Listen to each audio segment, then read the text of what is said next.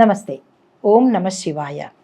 ఈరోజు కార్తీక మాసం, కార్తీక పురాణంలోని 3వ అధ్యాయంలోకి ప్రవేశిస్తున్నాము. ఈ అధ్యాయంలో కార్తీక మాసం యొక్క స్నాన మహిమను గురించి తెలుసుకుందాము. వశిష్ఠ మహర్షి జనక మహారాజుతో ఏమని చెప్తున్నాడంటే, మహారాజా, కార్తీక మాసంలో స్నాన జప దానాల్లో ఏ ఒక్కటి చేసినా గొప్ప పుణ్యం కలుగుతుంది. మరణం తర్వాత శివుని సాన్నిధ్యం చేరుకుంటారు. ఎవరైతే కార్తీక మాస నియమాలను ధిక్కరించి స్నానం కానీ జపం కానీ దానం కానీ చెయ్యరో అటువంటి వారు 100 జన్మలు కుక్కలుగా పుడతారు. చివరకు కార్తీక పౌర్ణమి రోజు ఒక్కరోజైనా సరే నదీ స్నానం కానీ లేదా తత్సమానమైన స్నానం కానీ జపం కానీ అర్చన కానీ చెయ్యకపోవడం వల్ల బ్రహ్మరాక్షసులుగా పుడతారు అని వశిష్ఠుల వారు జనక మహారాజుకి చెప్పారు. అయితే ఈ స్నాన మహిమ గురించి ఒక చిన్న శ్లోకం కూడా చెప్పారు. ఏంటంటే, పౌర్ణమ్యాం కార్తీకే స్నానాం నీస్తు వాచకన్ కోటి జన్మసు చండాలయేవ సంజాయతే కృప క్రమాద్యోనో నముత్సన్నతో భవతి బ్రహ్మ రాక్షసః అత్రైనోదారహంతి సుమతి హా పురాతం. అంటే కార్తీక మాసంలో ఒక్కరోజైనా, కనీసం పౌర్ణమి రోజైనా సరే స్నానము జపము తపము పూజ దానము ఇవేమీ చెయ్యలేకపోతే 100 జన్మలు రాక్షసులుగాను మరొక 100 జన్మలు కుక్కలుగాను పుట్టే అవకాశం ఉందని ఈ స్నాన మహిమ ద్వారా తెలియపరుస్తున్నాను. కార్తీక పౌర్ణమి రోజు స్నానం దానం జపాలలో ఏ ఒక్కటి ఆచరించిన వారు 1,000,000 సార్లు నీచ జన్మలు ఎత్తుతారు అని మనం ఇందాక శ్లోకంలో చెప్పుకున్నాం కదా. అయితే ఇందుకు సంబంధించిన ఒక పురాణ కథ ఉంది, చెబుతాను, సావధానంగా విను అంటూ వశిష్ఠ మహర్షి జనక మహారాజుకి కార్తీక మాస స్నాన మహత్యాన్ని వివరించారు. ఎలా అంటే, తత్వనిష్ఠుడి కథతో మనకి చెప్పబోతున్నారు. పూర్వకాలంలో దక్షిణ దేశంలో తత్వనిష్ఠుడు అనే బ్రాహ్మణుడు ఉండేవాడు. అతడు సదాచార పరాయణుడు, సకల శాస్త్రాలు చదువుకున్నవాడు, అయితే గొప్ప విద్వాంసుడు, తపశ్శాలి, అబద్ధపు మాటలు అస్సలు మాట్లాడేవాడు కాదు. భూతదయ కలిగి తీర్థయాత్రలు చేస్తూ దేవతలను సేవించుకుంటూ ఉండేవాడు. ఇంతటి మహామనిషి. అయితే ఒక రోజున ఆ బ్రాహ్మణుడు తీర్థయాత్రలకు వెళ్ళాలి అనుకుని గోదావరి ప్రాంతానికి చేరుకున్నాడు. ఆ నదీ తీరంలో ఒక విశాలమైన పెద్దటి మర్రి చెట్టు కనబడింది. అయితే దాని మీద 3 బ్రహ్మరాక్షసులు నివసిస్తున్నారు. వారంతా ఎలా ఉన్నారంటే, భయంకరమైన ఆకారంతో, నల్లని శరీరంతో, ఎండిపోయిన డొక్కలతో, ఎర్రని కళ్ళతో, బాగా పెరిగిపోయిన గడ్డంతో, నిటారుగా నిలబడి ఇనప తీగల్లా ఉన్న వెంట్రుకలతో చూడ్డానికి ఎంతో భయంకరమైన రూపంతో ఉన్నారు ఆ 3 రాక్షసులు. అయితే ఆ ప్రాంతానికి వచ్చిన ఈ బ్రాహ్మణుడు చాలా భయపడ్డాడు. ఈ ప్రాంతంలో ఈ 3 రాక్షసుల వల్ల ఆ చుట్టుపక్కల 12 మైళ్ళ దూరం వరకు ఏ జంతువు కానీ ఏ మనుషులు కానీ సంచరించేవారు కాదు, ఈ బ్రహ్మరాక్షసులకి భయపడి. అయితే వారిని చూడంగానే ఈ తత్వనిష్ఠుడు ఒక్కసారి భయపడిపోయి ఏం చేశాడు అంటే, విష్ణుమూర్తిని ప్రార్థించాడు. కొద్దిగా ధైర్యం తెచ్చుకుని విష్ణుమూర్తిని ఈ విధంగా ప్రార్థించాడు. త్రాహి దేవేశ లోకేశ త్రాహి నారాయణవ్య సమస్త భయ విద్వంసిన్ త్రాహిమాం శరణాగత అన్యథా శరణం నాస్తి అంటూ దేవతలతో పాటు లోకాలకు యజమాని అయిన శ్రీమన్నారాయణుడిని రక్షించు నాథ, రక్షించు తండ్రి అని వివిధ విధాలుగా రకరకాలుగా స్తోత్ర పారాయణాలు చేస్తున్నాడు. స్వామి స్వామి అంటూ శ్రీమన్నారాయణుడిని బిగ్గరగా అరుస్తూ మంత్రాలను చదువుతున్నాడు, స్తోత్రాలు చేస్తున్నాడు. అయితే ఆ తత్వనిష్ఠుడు చేస్తున్న స్తోత్రాలకి ఈ 3 రాక్షసులకి వెంటనే జ్ఞానోదయం అయిందనమాట. అంటే ఆ శబ్దమంత్రం విన్నారు కదా, నారాయణ శబ్దమంత్రం విన్నారు కదా, ఆ మంత్రం వినంగానే ఆ స్తోత్ర పారాయణాలు చెవిన పడంగానే ఈ బ్రహ్మరాక్షసులకి ముగ్గురికి కూడా జ్ఞానోదయం అయింది. అయితే వెంటనే బ్రాహ్మణుడి ఎదుటికి వెళ్ళి నమస్కారం చేసి తమ వల్ల తత్వనిష్ఠుడికి అంటే ఈ బ్రాహ్మణుడికి ఎటువంటి భయము ఉండదు అని నచ్చచెప్పారు. ఓ బ్రాహ్మణుడా, నువ్వు చేసిన ఈ నారాయణ స్తోత్రం వినడంతోనే మాకు కొద్దిపాటి పాపం నశించింది, జ్ఞానం కూడా కలిగింది అంటూ ఆ తత్వనిష్ఠుడికి సాష్టాంగ నమస్కారాలు చేశారు. అయితే ఈ తత్వనిష్ఠుడు ఆశ్చర్యపోయి ఇదేమిటి, రాక్షసులు హింస పెట్టాలి తినాలి కదా అనుకుని వెంటనే తేరుకుని, అయ్యా మీరెవరు, మీరు మంచిగా మాట్లాడుతున్నారు, మీలో ఇంతటి సహృదయం ఎలా కలిగింది, మీరు రాక్షసులు కదా అని ఈ తత్వనిష్ఠుడు ఒక్కసారిగా వాళ్ళని ప్రశ్నించి, అసలు మీకు ఈ వికృతమైన రూపాలు ఎలా వచ్చాయి, మీలో ఇంతటి జ్ఞానం ఉంది కదా అని అడిగాడు. అయితే వారు ఏం చేశారు, బ్రహ్మరాక్షసుల్లో ఒక్కొక్కరుగా చెప్పడం మొదలుపెట్టారు.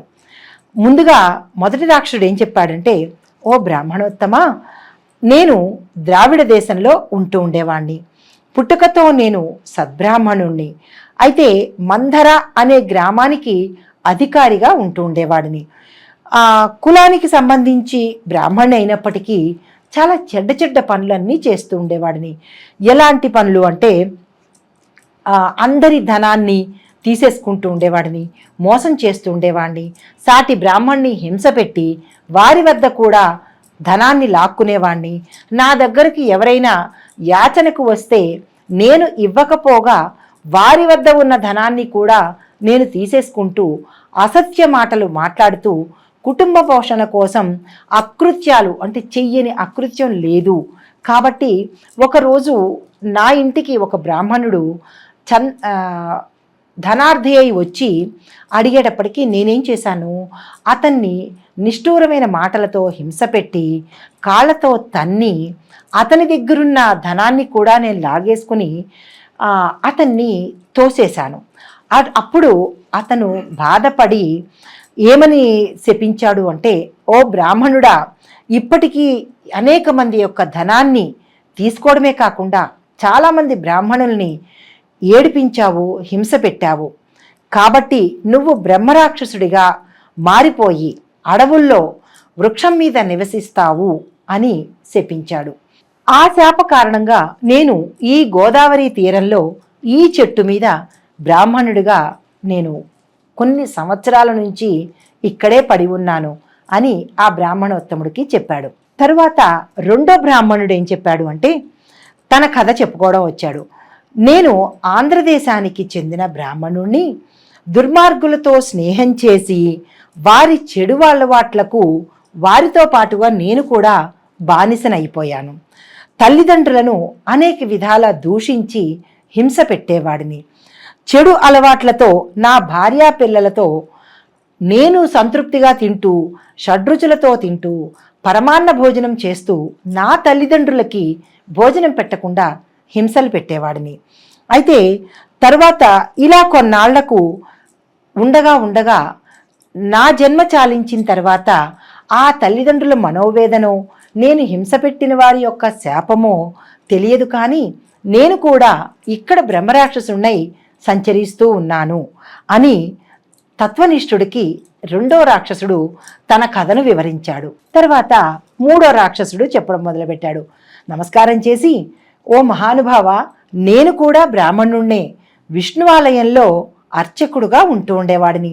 అహంకారం గర్వంతో ప్రవర్తిస్తూ ఆచారాలు పాటించకుండా సాటి అర్చకులని హింస పెడుతూ దూషిస్తూ ఉండేవాడిని.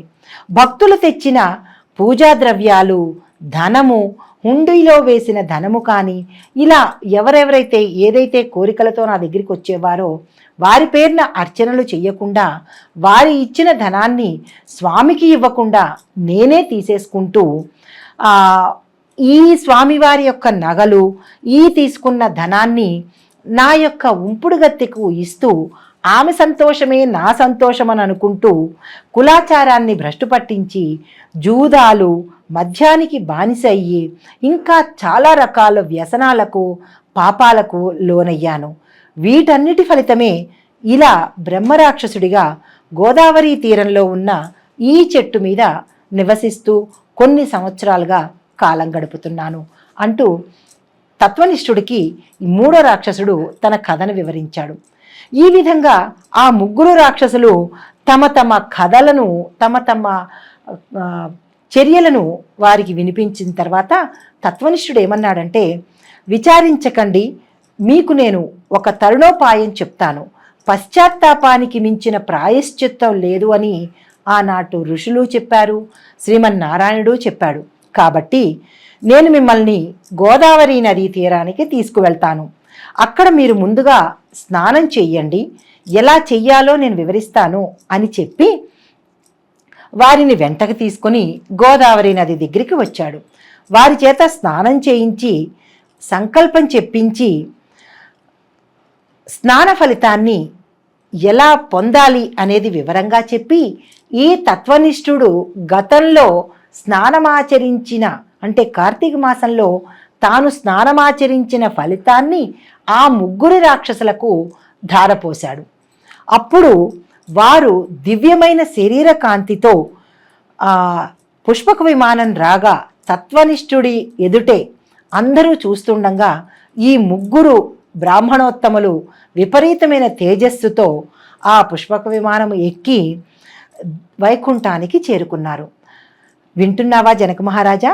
కార్తీక మాస స్నానము ఎంత విశిష్టమైనదో, ఎంతటి పుణ్యమైన ఫలితాన్ని ఇస్తుందో అంటూ జనక మహారాజుకి కార్తీక మాసం యొక్క స్నాన పుణ్య ఫలితాన్ని వశిష్ఠుల వారు వివరించి చెప్పారు. కార్తీక మాసం సూర్యోదయంలో నదీ తీరంలో, ఏదైనా నదీ తీరంలో, ప్రత్యేకించి కావేరి నదీ తీరంలో కనుక స్నానం చేసిన వారికి 1,000,000 అశ్వమేధ యాగాలు చేసిన ఫలితాన్ని ఇస్తుంది. తర్వాత అది సాధ్యం కాకపోతే ఏదైనా నదీ తీర స్నానం కనుక చేసినట్టయితే తత్సమానమైన ఫలితాన్ని ఆ గంగానది, ఆ శ్రీమన్నారాయణుడు ఆ కార్తీక మాసం స్నాన ఫలితాన్ని ఆ వ్యక్తికి ఇస్తారు అని వశిష్ఠుల వారు జనక మహారాజుకి చెప్పారు. అవకాశం ఉండి కూడా ఎవరైతే ఆ అహంకారంతో కానీ ఏమీ జరగదులే అని మానవ సంబంధితమైన చెడు తలంపుతో కనుక చేస్తే ఏమొస్తుంది, చేస్తే అన్నీ వస్తాయా, అలాంటి తత్వచింతనతో ఉన్నవారికి తగిన శాస్తి కూడా ఉంది. అది ఏంటంటే 10,000 జన్మలు కుక్కలుగా పుడతారంట. కాబట్టి మనం తెలిసి కానీ తెలియక కానీ సాధ్యమైనంత వరకు తెలిసి కూడా పాపాలు చెయ్యకుండా కార్తీక మాసంలో ఈ నదీ స్నానం కానీ లేదా మన ఇంటిలో లభ్యమయ్యే స్నానం కానీ స్వచ్ఛమైన స్నానాన్ని చేసి తత్సమానమైన ఫలితాన్ని పొందాలని కోరుకుంటూ, ఈ 3వ రోజు ఏ నియమాలు పాటించాలి, ఏవేవి విసర్జించాలి, ఏ మంత్రం చెప్పాలి, ఏ దేవుణ్ణి పూజించాలి, అందువల్ల మనకు వచ్చే ఫలితం ఏంటి అనేది మీకు నేను వివరంగా చెప్తాను. 3వ రోజు తదియా. విసర్జించవలసినవి అంటే నిషేధించవలసినవి ఉప్పు కలిపినవి, ఉప్పుతో చేసిన వంటకాలు, ఉసిరి. ఏవి దానం ఇవ్వాలి అంటే ఉప్పుని మాత్రమే దానంగా ఇవ్వాలి. పూజించాల్సిన దైవము పార్వతీ అమ్మవారు. జపించాల్సిన మంత్రం చాలా చిన్నది, మర్చిపోవద్దు, నెగ్లెక్ట్ చేయొద్దు. ఓం శ్రీ పార్వతీదేవ్యై నమః. ఈ చిన్ని మంత్రాన్ని కలియుగంలో మనుషులకి అంత పెద్దవి నియమనిష్టలు చెయ్యలేము కాబట్టి, మనకున్న ఈ హడావిడి జీవితంలో అంత శాస్త్రంగా పాటించలేము కాబట్టి చిన్న ఉపాయాలను మనకు ఋషులు అందించారు. ఇవి కూడా చేసుకోలేకపోతే అది మరి ఏమి చెప్పాలి, అది మీరే ఆలోచించుకోవాలి. అయితే ఇప్పుడు జపించాల్సిన మంత్రం చెప్పాను కదా, అయితే దాని ద్వారా వచ్చే ఫలితం ఏంటంటే శక్తి, సౌభాగ్యం. ప్రతి మనిషికి కావాల్సింది ముందు శక్తి. శక్తి లేకపోతే ఎంత ధనం ఉన్నా, ఎంత గొప్ప ఆస్తి ఉన్నా వృధానే కదా. అసలు అది అనుభవించాలంటే ముందు మనకు కావాల్సింది ఏంటి? శక్తే కదా. తినాలన్నా, లేచి నడవాలన్నా, ఏది చేయాలన్నా ముందు మనకు కావాల్సింది శక్తే. శక్తి లేకపోతే మిగతావన్నీ శూన్యమే అనమాట. అయితే ఈ 3వ రోజు ఈ నియమాలు పాటించుకుని చేయగలిగితే మనకి వచ్చేది శక్తి, సౌభాగ్యాలు. 3వ అధ్యాయం సమాప్తం. నమస్తే.